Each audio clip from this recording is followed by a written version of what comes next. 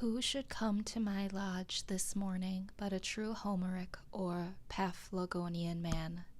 He had so suitable and poetic a name that I am sorry I cannot print it here. A Canadian, a woodchopper and postmaker, who can hold 50 posts in a day, who made his last supper on a woodchuck which his dog caught. He, too, has heard of Homer, and, if it were not for books, would not know what to do rainy days, though perhaps he has not read one wholly through for many rainy seasons. Some priest who could pronounce the Greek itself taught him to read his verse in the Testament in his native parish far away. And now I must translate to him, while he holds the book, Achilles' reproof to Patroclus for his sad countenance. Why are you in tears, Patroclus, like a young girl? Or have you alone heard some news from Phthia? They say that Menoetius lives yet, son of Actor, and Peleus lives, son of Acus, among the Myrmidons, either of whom having died we should greatly grieve. He says, that's good. He has a great bundle of white oak bark under his arm for a sick man, gathered this Sunday morning. I suppose there's no harm in going after such a thing today, says he. To him Homer was a great writer, though what his writing was about he did not know. A more simple and natural man it would be hard to find. Vice and disease, which cast such a somber moral hue over the world, seemed to have hardly an existence for him. He was about 28 years old, and had left Canada and his father's house a dozen years before to work in the States, and earn money to buy a farm with at last, perhaps in his native country. He was cast in the coarsest mold, a stout but sluggish body, yet gracefully carried, with a thick sunburnt neck, dark bushy hair, and dull sleepy blue eyes, which were occasionally lit up with expression. He wore a flat gray cloth cap, a dingy wool-colored greatcoat, and cowhide boots. He was a great consumer of meat, usually carrying his dinner to his work a couple of miles past my house, for he chopped all summer, in a tin pail, cold meats, often cold woodchucks, and coffee in a stone bottle which dangled by a string from his belt, and sometimes he offered me a drink. He came along early, crossing my bean field, though without anxiety or haste to get to his work, such as Yankees exhibit. He wasn't a-going to hurt himself. He didn't care if he only earned his board. Frequently he would leave his dinner in the bushes, when his dog had caught a woodchuck by the way, and go back 1.5 miles to dress it and leave it in the cellar or the house where he boarded, after deliberating first for half an hour whether he could not sink it in the pond safely till nightfall. Loving to dwell long upon these themes, he would say, as he went by in the morning, how thick the pigeons are. If working every day were not my trade, I could get all the meat I should want by hunting pigeons, woodchucks, rabbits, partridges. By gosh, I could get all I should want for a week in one day. He was a skillful chopper, and indulged in some flourishes and ornaments in his art. He cut his trees level and close to the ground, that the sprouts which came up afterward might be more vigorous, and a sled might slide over the stumps. And instead of leaving a whole tree to support his corded wood, he would pare it away to a slender stake or splinter which you could break off with your hand at last. He interested me because he was so quiet and solitary and so happy withal, a well of good humor and contentment which overflowed at his eyes. His mirth was without alloy. Sometimes I saw him at his work in the woods, felling trees, and he would greet me with a laugh of inexpressible satisfaction and a salutation in Canadian French, though he spoke English as well. When I approached him, he would suspend his work, and with half-suppressed mirth lie along the trunk of a pine which he had felled, and, peeling off the inner bark, roll it up into a ball and chew it while he laughed and talked. Such an exuberance of animal spirits had he that he sometimes tumbled down and rolled on the ground with laughter at anything which made him think and tickled him. Looking round upon the trees, he would exclaim, "By George, I can enjoy myself well enough here chopping. I want no better sport." Sometimes, when at leisure, he amused himself all day in the woods with a pocket pistol, firing salutes to himself at regular intervals as he walked.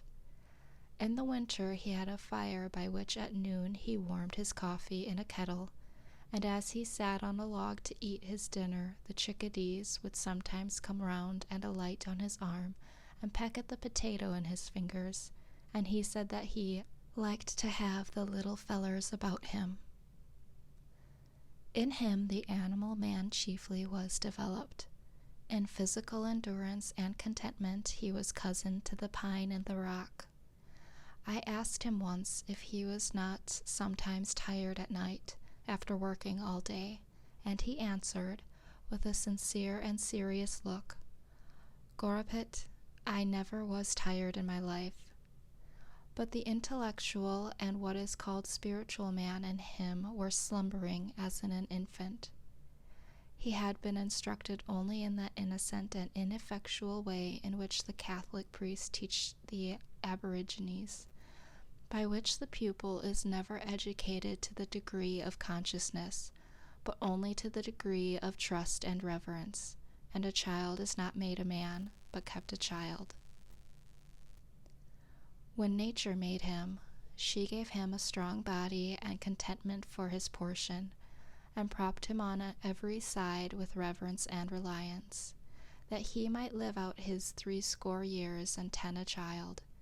He was so genuine and unsophisticated that no introduction would serve to introduce him, more than if you introduced a woodchuck to your neighbor. He had got to find him out as you did. He would not play any part. Men paid him wages for work, and so helped to feed and clothe him, but he never exchanged opinions with them. He was so simply and naturally humble. If he can be called humble who never aspires, that humility was no distinct quality in him, nor could he conceive of it. Wiser men were demigods to him. If you told him that such a one was coming, he did as if he thought that anything so grand would expect nothing of himself, but take all the responsibility on itself, and let him be forgotten still. He never heard the sound of praise. He particularly reverenced the writer and the preacher. Their performances were miracles. When I told him that I wrote considerably, he thought for a long time that it was merely the writing which I meant, for he could write a remarkably good hand himself. I sometimes found the name of his native parish handsomely written in the snow by the highway, with a proper French accent, and knew that he had passed. I asked him if he ever wished to write his thoughts. He said that he had read and written letters for those who could not, but he never tried to write thoughts. No, he could not. He could not tell what to put first. It would kill him, and then there was spelling to be attended to at the same time. I heard that a distinguished wise man and reformer asked him if he did not want the world to be changed, but he answered with a chuckle of surprise in his Canadian accent, not knowing that the question had ever been entertained before. "No, I like it well enough." It would have suggested many things to a philosopher to have dealings with him. To a stranger he appeared to know nothing of things in general, yet I sometimes saw in him a man whom I had not seen before, and I did not know whether he was as wise as Shakespeare or as simply ignorant as a child, whether to suspect him of a fine poetic consciousness or of stupidity. A townsman told me that when he met him sauntering through the village in his small, close-fitting cap, and whistling to himself, he reminded him of a prince in disguise. His only books were an almanac and an arithmetic. in which last he was considerably expert. The former was a sort of cyclopedia to him, which he supposed to contain an abstract of human knowledge, as indeed it does to a considerable extent. I loved to sound him on the various reforms of the day, and he never failed to look at them in the most simple and practical light. He had never heard of such things before. Could he do without factories? I asked. He had worn the homemade Vermont gray, he said, and that was good. Could he dispense with tea and coffee? Did this country afford any beverage beside water? He had soaked hemlock leaves in water and drank it, and thought that was better than water in warm weather. When I asked him if he could do without money, he showed the convenience of money in such a way as to suggest and coincide with the most philosophical accounts of the origin of this institution, and the very derivation of the word pecunia. If an ox were his property, and he wished to get needles and thread at the store, he thought it would be inconvenient and impossible soon to go on mortgaging some portion of the creature each time to that amount. He could defend many institutions better than any philosopher, because, in describing them as they concerned him, he gave the true reason for their prevalence, and speculation had not suggested to him any other. At another time, hearing Plato's definition of a man, a biped without feathers, and that one exhibited a cock plucked and called it Plato's man, he thought it an important difference that the knees bent the wrong way. He would sometimes exclaim, "How I love to talk! By George, I could talk all day." I asked him once, when I had not seen him for many months, if he had got a new idea this summer. "Good Lord," said he, "a man that has to work as I do, if he does not forget the ideas he has had, he will do well. Maybe the man you hoe with is inclined to race. Then, by gory, your mind must be there. You think of weeds." He would sometimes ask me first on such occasions if I had made any improvement. One winter day I asked him if he was always satisfied with himself, wishing to suggest a substitute within him for the priest without, and some higher motive for living. "Satisfied," said he. "Some men are satisfied with one thing, and some with another. One man, perhaps, if he has got enough, will be satisfied to sit all day with his back to the fire and his belly to the table, by George." Yet I never, by any maneuvering, could get him to take the spiritual view of things. The highest that he appeared to conceive of was a simple expediency, such as you might expect an animal to appreciate, and this, practically, is true of most men. If I suggested any improvement in his mode of life, he merely answered, without expressing any regret, that it was too late. Yet he thoroughly believed in honesty and the like virtues. There was a certain positive originality, however slight, to be detected in him, and I occasionally observed that he was thinking for himself and expressing his own opinion, a phenomenon so rare that I would any day walk 10 miles to observe it, and it amounted to the reorigination of many of the institutions of society. Though he hesitated, and perhaps failed to express himself distinctly, he always has a presentable thought behind. Yet his thinking was so primitive and immersed in his animal life that, though more promising than a merely learned man's, it rarely ripened to anything which can be reported. He suggested that there might be men of genius in the lowest grades of life, however permanently humble and illiterate, who take their own view always, or do not pretend to see at all, who are as bottomless even as Walden Pond was thought to be, though they may be dark and muddy. Many a traveler came out of his way to see me and the inside of my house, and, as an excuse for calling, asked for a glass of water. I told them that I drank at the pond, and pointed thither, offering to lend them a dipper. Far off as I lived, I was not exempted from the annual visitation which occurs, methinks, about the 1st of April, when everybody is on the move, and I had my share of good luck, though there were some curious specimens among my visitors. Half-witted men from the almshouse and elsewhere came to see me, but I endeavored to make them exercise all the wit they had, and make their confessions to me, in such cases making wit the theme of our conversation, and so was compensated. Indeed, I found some of them to be wiser than the so-called overseers of the poor and select men of the town, and thought it was time that the tables were turned. With respect to wit, I learned that there was not much difference between the half and the whole. One day, in particular, an inoffensive, simple-minded pauper, whom with others I had often seen used as fencing stuff, standing or sitting on a bushel in the fields to keep cattle and himself from straying, visited me, and expressed a wish to live as I did. He told me, with the utmost simplicity and truth, quite superior, or rather inferior, to anything that is called humility, that he was deficient in intellect. These were his words. The Lord made him so, yet he supposed the Lord cared as much for him as for another. I have always been so, said he. From my childhood, I never had much mind.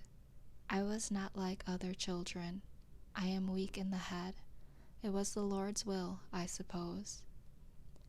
And there he was to prove the truth of his words. He was a metaphysical puzzle to me. I have rarely met a fellow man on such promising ground. It was so simple and sincere, and so true all that he said. And, true enough, in proportion as he appeared to humble himself was he exalted. I did not know at first, but it was the result of a wise policy. It seemed that from such a basis of truth and frankness as the poor weak-headed pauper had laid, our intercourse might go forward to something better than the intercourse of sages. I had some guests from those not reckoned commonly among the town's poor, but who should be? Who are among the world's poor, at any rate, guests who appeal, not to your hospitality, but to your hospitality, who earnestly wish to be helped, and preface their appeal with the information that they are resolved, for one thing, never to help themselves. I require of a visitor that he be not actually starving, though he may have the very best appetite in the world, however he got it. Objects of charity are not guests. Men who did not know when their visit had terminated, though I went about my business again, answering them from greater and greater remoteness, men of almost every degree of wit called on me in the migrating season. Some who had more wits than they knew what to do with, runaway slaves with plantation manners, who listened from time to time, like the fox in the fable, as if they heard the hounds baying on their track, and looked at me beseechingly, as much as to say, "O Christian, will you send me back?" One real runaway slave, among the rest, whom I helped to forward toward the North Star, men of one idea, like a hen with one chicken, and that a duckling, men of 1,000 ideas, and unkempt heads, like those hens which are made to take charge of 100 chickens, all in pursuit of one bug, a score of them lost in every morning's dew, and become frizzled and mangy in consequence. Men of ideas instead of legs, a sort of intellectual centipede that made you crawl all over. One man proposed a book in which visitors should write their names, as at the White Mountains, but alas, I have too good a memory to make that necessary. I could not but notice some of the peculiarities of my visitors. Girls and boys and young women generally seemed glad to be in the woods. They looked in the pond and at the flowers and improved their time. Men of business, even farmers, thought only of solitude and employment, and of the great distance at which I dwelt from something or other. And though they said that they loved a ramble in the woods occasionally, it was obvious that they did not. Restless, committed men, whose time was taken up in getting a living or keeping it, ministers who spoke of God as if they enjoyed a monopoly of the subject, who could not bear all kinds of opinions, doctors, lawyers, uneasy housekeepers who pried into my cupboard and bed when I was out. How came Mrs. to know that my sheets were not as clean as hers? Young men who had ceased to be young, and had concluded that it was safest to follow the beaten track of the professions. All these generally said that it was not possible to do much good in my position. There was the rub. The old and infirm and the timid, of whatever age or sex, thought most of sickness and sudden accident and death. To them life seemed full of danger. What danger is there if you don't think of any? And they thought that a prudent man would carefully select the safest position, where Dr. B might be on hand at a moment's warning. To them the village was literally a community, a league for mutual defense, and you would suppose that they would not go a huckleberrying without a medicine chest. The amount of it is, if a man is alive, there is always danger that he may die, though the danger must be allowed to be less in proportion as he is dead and alive to begin with. A man sits as many risks as he runs. Finally, there were the self-styled reformers, the greatest bores of all, who thought that I was forever singing, "This is the house that I built. This is the man that lives in the house that I built." But they did not know that the third line was, "These are the folks that worry the man that lives in the house that I built." I did not fear the hen harriers, for I kept no chickens, but I feared the men harriers rather. I had more cheering visitors than the last, children come a-berrying, railroad men taking a Sunday morning walk in clean shirts, fishermen and hunters, poets and philosophers, in short, all honest pilgrims, who came out to the woods for freedom's sake, and rarely left the village behind. I was ready to greet them. Welcome, Englishmen, for I had had communication with that race. The bean field. Meanwhile, my beans, the length of whose rows, added together, was 7 miles already planted, were impatient to be hoed, for the earliest had grown considerably before the latest were in the ground. Indeed, they were not easily to be put off. What was the meaning of this so steady and self-respecting, this small Herculean labor, I knew not. I came to love my rows, my beans, though so many more than I wanted. They attached me to the earth, and so I got strength like Antæus. But why should I raise them? Only heaven knows. This was my curious labor all summer, to make this portion of the earth's surface, which had yielded only cinquefoil, blackberries, johnswort, and the like before, sweet wild fruits and pleasant flowers, produce instead this pulse. What shall I learn of beans or beans of me?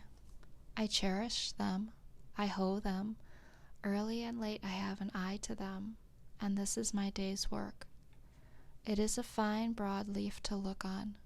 My auxiliaries are the dews and rain which water this dry soil, and what fertility is in the soil itself, which for the most part is lean and effete.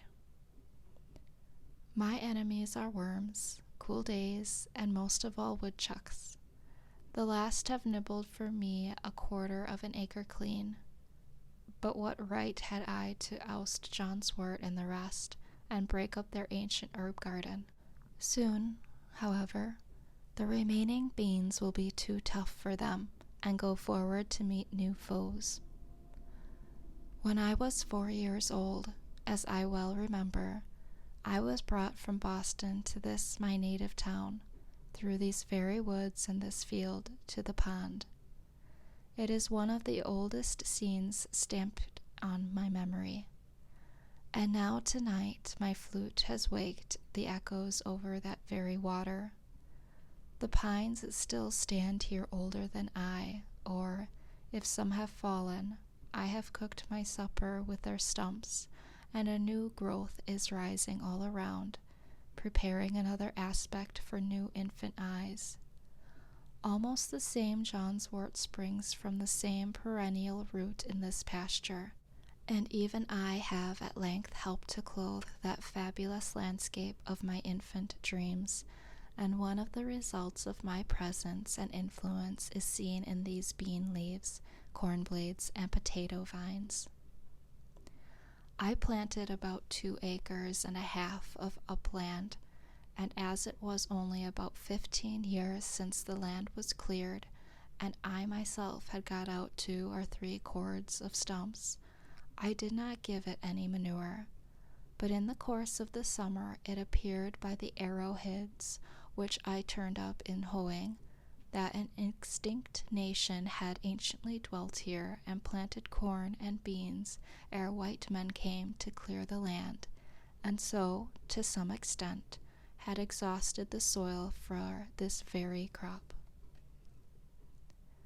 Before yet any woodchuck or squirrel had run across the road, or the sun had got above the shrub oaks, while all the dew was on, though the farmers warned me against it, I would advise you to do all your work if possible while the dew is on. I began to level the ranks of haughty weeds in my bean field and throw dust upon their heads. Early in the morning I worked barefooted, dabbling like a plastic artist in the dewy and crumbling sand, but later in the day the sun blistered my feet. There the sun lighted me to hoe beans, placing slowly backwards and forward over that yellow gravelly upland, between the long green rows, 15 rods, the one end terminating in a shrub oak copse where I could rest in the shade, the other in a blackberry field where the green berries deepened their tints by the time I had made another bout. Removing the weeds, putting fresh soil about the bean stems, and encouraging this weed which I had sown, making the yellow soil express its summer thought in bean leaves and blossoms rather than in wormwood and piper and millet grass, making the earth say beans instead of grass, this was my daily work.